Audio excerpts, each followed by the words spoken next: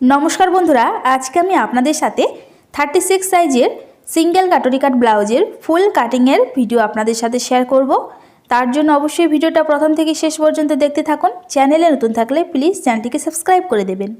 तो देखते पाच्छेन एखाने आमि 1 मीटार कापड़ नियेछि। तो प्रथमे एखाने आमरा पेपारेर मध्ये काटिंग करब। तो देखते पाच्छेन एखाने पेपार नियेछि। तो एखाने आमि प्रथमे एकटा सोजा दाग टेने नेब। एबारे एई दागटार थेके आमादेरके निचेर दिके ब्लाउजेर लम्बा निते होबे। ब्लाउजेर लम्बा जत थाकबे तार थेके एखाने आपनारा 1 इंची बेशी नेबेन। तो एखाने आमि टोटाल निये निচ্ছি 14.5 इंची। तो এইভাবে আমাদেরকে দাগটাকে সোজা করে মিলিয়ে নিতে হবে। তো এইভাবে আমাদেরকে একটা স্কেলের সাহায্যে দাগটা সোজা করে মিলিয়ে নিতে হবে। তো দাগটা মিলিয়ে নিয়েছি। এবারে আমাদের এখান থেকে শোল্ডারের মাপটা নিয়ে নিতে হবে। 36 চেস্টের জন্য এখানে আমি শোল্ডারের মাপটা নিয়ে নিচ্ছি 6.5 इंची। এবারে দেখুন 6.5 इंची আমাদের নিচের দিকেও নিয়ে এই দাগটাকে আমাদেরকে এইভাবে মিলিয়ে নিতে হবে। দাগটা মিলিয়ে নিলাম। এবারে দেখুন এখান থেকে আমাদেরকে নিচের দিকে आर्महोल নিয়ে নিতে হবে। তো এখানে আমি आर्महोल নিয়ে নিচ্ছি 6 इंची। এখান থেকে আমাদেরকে চেস্টের লাইনটা সোজা করে টেনে নিতে হবে। এবার এখানে আমাদের চেস্টে 4 ভাগের 1 ভাগ নিয়ে নিতে হবে।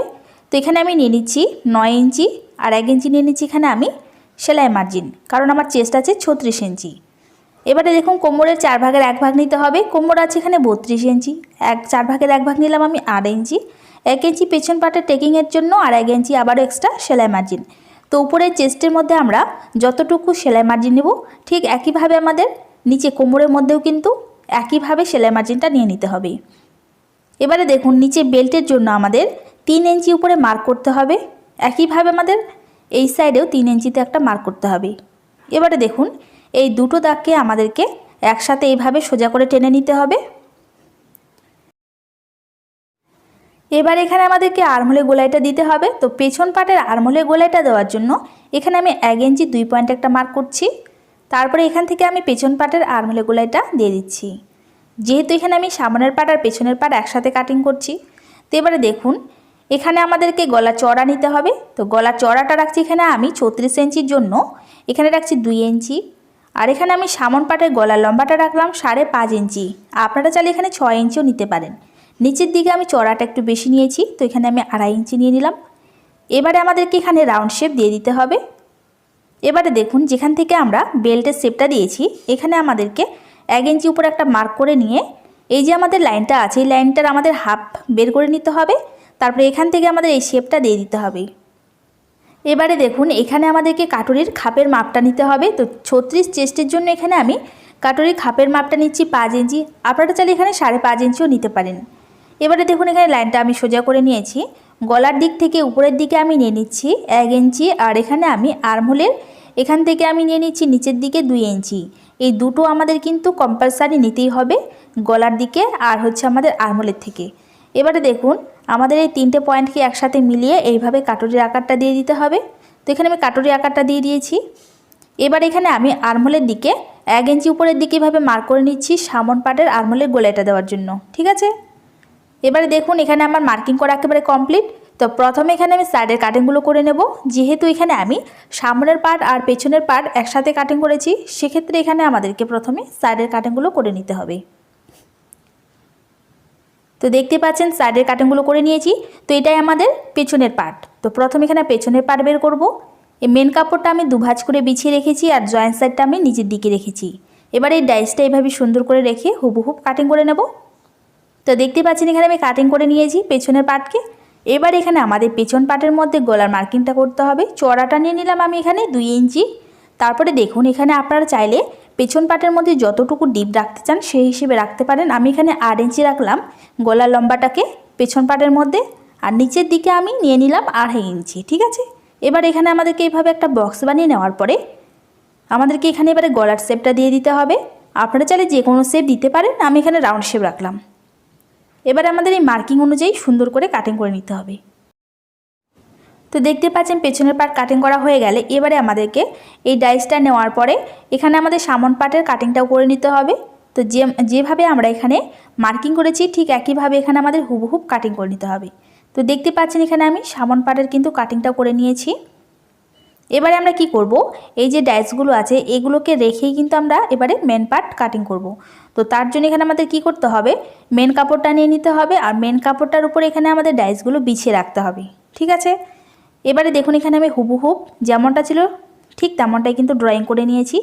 এবারে দেখুন এই যে আমাদের এই পার্টটা আছে, এই এস পার্টটার মধ্যে আমি এই সাইডের মধ্যে যে সাইডে আমাদের কাটরি পার্টটা বসবে সেখানে আমি 1/2 ইঞ্চি মার্জিন নিয়ে নিলাম সেলাইয়ের জন্য। আর বেল্টের উপরের দিকে আমি আবারও 1/2 ইঞ্চি নিয়ে নিলাম সেলাইয়ের জন্য। এবারে দেখুন এই যে কাটরি খাপটা আছে এইখান থেকে আমি এই সাইডে নিলাম 1 ইঞ্চি। ঠিক একইভাবে আমাদের এই সাইডেও নিয়ে নিতে হবে 1 ইঞ্চি, দুই সাইডে 1 ইঞ্চি নিয়ে নিলাম। এবারে এই পার্টটার আমাদেরকে এখানে মিডিল পার্ট বের করতে হবে। তো এইভাবে ইঞ্চি টেপটা রেখে মিডিল পার্টের মধ্যে একটা মার্ক করে নেব।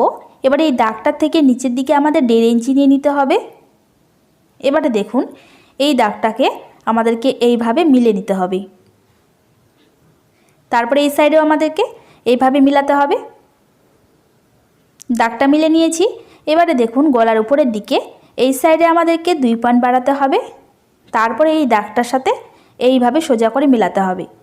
এবারে দেখুন এই সাইডের মধ্যে আমাদেরকে 1/2 ইঞ্চি বাড়াতে হবে সেলাই মার্জিনের জন্য। তো এইভাবে আমাদেরকে রাউন্ড করে মিলে নিতে হবে। দেখতে পাচ্ছেন মিলে নিয়েছি। এবার এখানে টেকিং দেওয়ার জন্য 3.25 ইঞ্চিতে এখানে আমি একটা উপরের দিকে দাগ তুলছি এইভাবে। তারপর এখানে আমাদের টেকিংয়ের জন্য 1 ইঞ্চি করে নিয়ে নিতে হবে দুই সাইডেই। তারপর এখানে আমাদের টেকিংয়ের মার্কিংটা করে নিতে হবে। তো এইভাবে মার্কিং করে নেওয়ার পরে যেমনটা এখানে আমরা মার্কিং করেছি ঠিক তেমনটাই এখানে আমাদের হুবহুব কাটিং করে নিতে হবে। সুন্দর করে সবগুলো পার্টকে আমরা এখানে কাটিং করে বের করে নেব।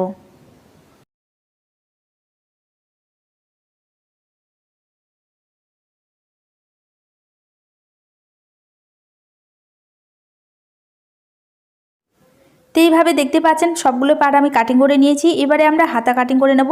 তো তার জন্য এখানে আমি হাতার পার্টটাকে 4 ভাঁজ করে বিছিয়ে রেখেছি আর জয়েন্ট সাইডটা নিচের দিকে রেখেছি। এবার এখানে আমাদেরকে হাতা লম্বাটা নিয়ে নিতে হবে। তো এখানে আমি হাতার লম্বাটা রাখছি 11.5 ইঞ্চি, চড়াটা নিয়েছি এখানে আমি 9 ইঞ্চি। উপর থেকে আমাদের 3 ইঞ্চি ডাউন করে নিতে হবে। এবারে দেখুন এখান থেকে আমাদেরকে এবারে হাতার রাউন্ডটা নিয়ে নিতে হবে। তো এখানে আমি নিয়ে নিচ্ছি 8 ইঞ্চি, 1 ইঞ্চি আবার এক্সট্রা সেলাই মার্জিন। এবার এখান থেকে আমাদেরকে এইভাবে আর্মহোলের গোলাইটা দিয়ে দিতে হবে। তারপরে এখানে 1/2 ইঞ্চি ভিতরে আমাদের সামন পাটের আর্মহোলের গোলাইটাও দিয়ে দিতে হবে।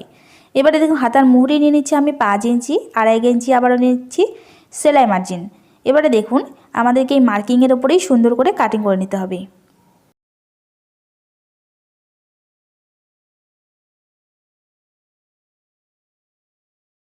তো এইভাবে কাটিং করে নেওয়ার পরে এবারে আমাদেরকে এখানে দুটো পার্টকে এক সাইডে নিয়ে এখানে আমাদের 1/2 ইঞ্চি ভিতরের দিকে সামন পাটের আর্মহোলের গোলাইটাও কাটিং করে নিতে হবে। তো এইভাবে কাটিং করে নেওয়ার পরে আমাদের দুই সাইডে এইভাবে মার্ক করে নিতে হবে, তাহলে আমাদের মনে থাকবে এটা আমাদের সামন পাটের মধ্যে বসবেই। তো দেখতেই পেলেন কাটুরি কাট ব্লাউজ কাটিং করা কতটা সহজ। খুবই সহজ নিয়মে আমি আপনাদেরকে বোঝানোর চেষ্টা করেছি। আশা করি আপনারা বুঝতে পেরেছেন। ভিডিওটা আপনাদের কেমন লেগেছে আমাকে অবশ্যই আপনারা কমেন্ট করে জানাতে পারেন।